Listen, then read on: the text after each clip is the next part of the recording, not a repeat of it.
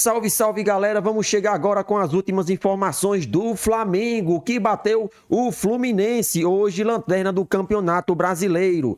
Com esse resultado, o Flamengo se isola ainda mais na liderança do Campeonato Brasileiro, que nesse momento tem agora o Bahia como como a vice-liderança do Brasileirão. Portanto, vitória importantíssima. O Flamengo, apesar dos desfalques, conseguiu mais uma vez fazer um gol e sair com os 3 pontos, que era o mais importante. Então vamos comentar um pouco, dar a nossa opinião e falar sobre esta partida que terminou agora há pouco.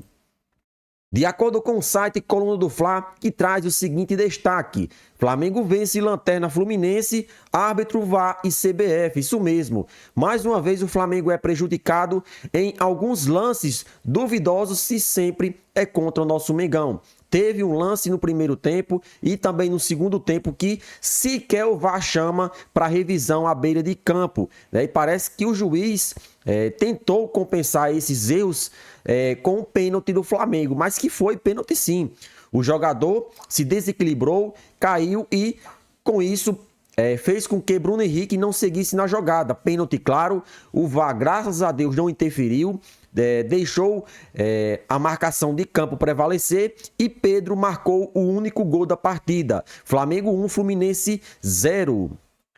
Pensando em aumentar a vantagem na liderança, o Flamengo encarou o Fluminense na tarde deste domingo, dia 23 de junho de 2024, pela 11ª rodada do Brasileirão 2024. Em mais um jogo recheado de desfalques, o treinador Tite precisou recorrer a jogadores improvisados e ainda assim conseguiu mais uma vitória pelo placar de 1-0, com gol de Pedro no fim do segundo tempo. Agora, com 24 pontos, o mais querido aumenta a vantagem da liderança para 4 pontos. Porém, o Palmeiras ainda joga contra o Juventude na noite deste domingo e pode se aproximar. O próximo compromisso do Flamengo será contra o Juventude, às 20 horas, horário de Brasília, desta quarta-feira, no estádio Alfredo Jaconi. Como era de se esperar, as equipes iniciaram a partida sem abrir mão dos respectivos estilos de jogo. Tite buscava um jogo apoiado, com passes curtos, mas também apostando na velocidade pelos lados. Enquanto isso, recheado de meio-campistas, o Fluminense de Fernando Diniz recuavam as linhas para atrair o Flamengo e tentavam passes curtos para que, na sequência, uma transição rápida acontecesse. Com o Maracanã lotado, os primeiros 15 minutos de jogo foram marcados por faltas duras do jogo, que bastante teve embate físico e poucas finalizações. O primeiro grande lance de perigo foi a favor do Flamengo. Aos 17, o time das Laranjeiras tentou fazer a saída curta, mas Pedro interceptou. A bola foi para Lohan, que desenvolveu para o camisa 9. O centroavante finalizou rasteiro no contrapé de Fábio, mas o goleiro conseguiu salvar.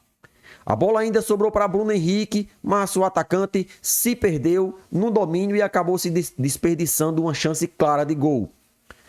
Pouco depois, aos 20 minutos, Bruno Henrique teve a chance de se redimir, mas errou novamente.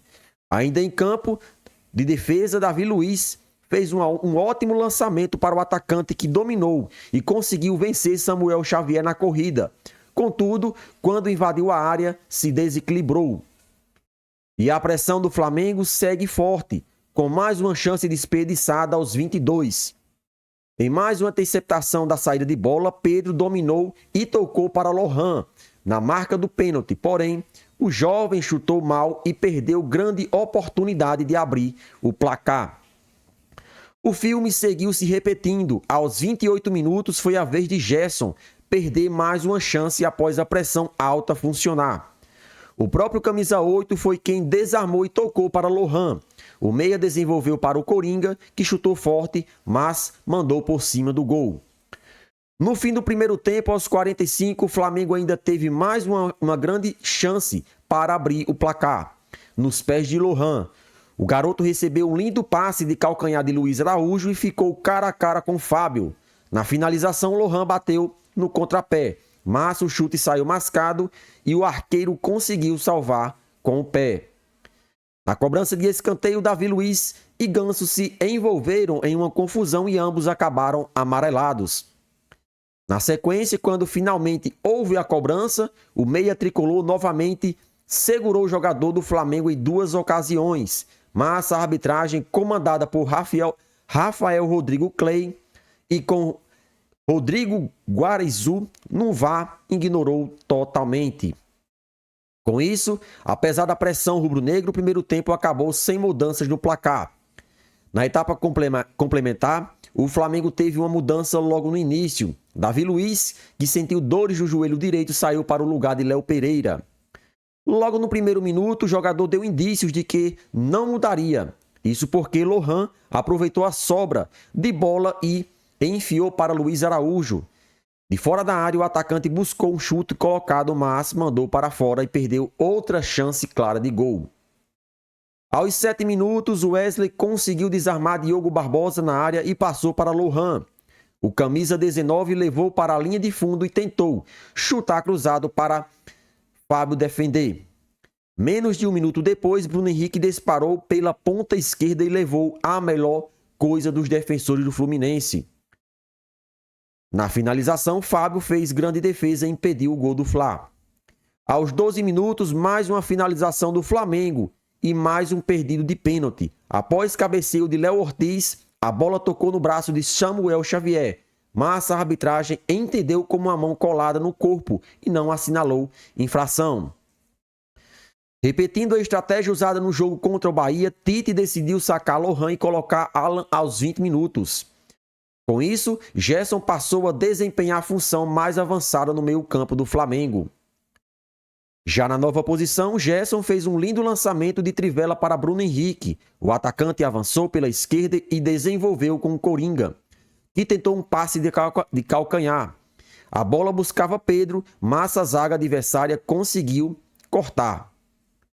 Do outro lado, Diniz respondeu nas mudanças. Cano, Renato Augusto e Gabriel Pires saíram para as entradas de Kenon, Thiago Santos e Alexander. Pouco depois, Samuel Xavier e Ganso foram substituídos por Terans e Calegari. Na tentativa de voltar e ter mais um volante no jogo, Tite sacou Léo Ortiz e colocou Vitor Hugo aos 34 minutos. Aos 36, quando a pressão do Flamengo já era menor, Bruno Henrique foi lançado na grande área e acabou sendo derrubado por Calegari. Com isso, o árbitro assinalou pênalti para o Flamengo. Na cobrança, Pedro converteu e enfim abriu o placar para o maior do Rio. Depois do gol do Flamengo, o Fluminense se desesperou. Lima, que já tinha cartão amarelo, cometeu falta dura e acabou sendo expulso. No mesmo lance, o treinador Fernando Diniz perdeu a linha nas reclamações e também foi expulso com 2 cartões amarelos. Flamengo vence Fluminense. Nesse momento, é líder do Campeonato Brasileiro com 24 pontos.